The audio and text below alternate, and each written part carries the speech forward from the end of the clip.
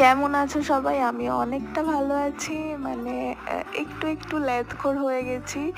বেরোনোর একদিন আগে লাগেজ প্যাক করছি। হ্যাঁ, আমরা একটু ঘুরতে বেরোচ্ছি, যাচ্ছি ভাইজ্যাক। তো সকালবেলা রেডি হয়ে বেরিয়ে গেছি। এটা হাওড়া স্টেশনের ফটো।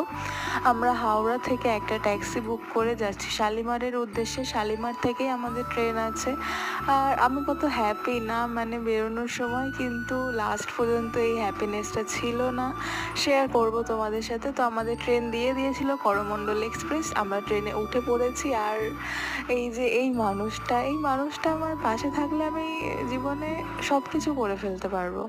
তারপর আমাদের স্টেশন চলে এসেছে, তাই এবার নাবার পালা। ঘুম থেকে উঠে পড়েছি, নেবেও পড়েছি বিশাখাপত্তনমে।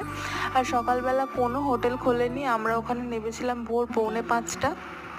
তাই আর কে বিচে বসে একটু সানসেটটা এনজয় করি। নেক্সট ভিডিও শেয়ার করব ওখানে গিয়ে কী কী হয়।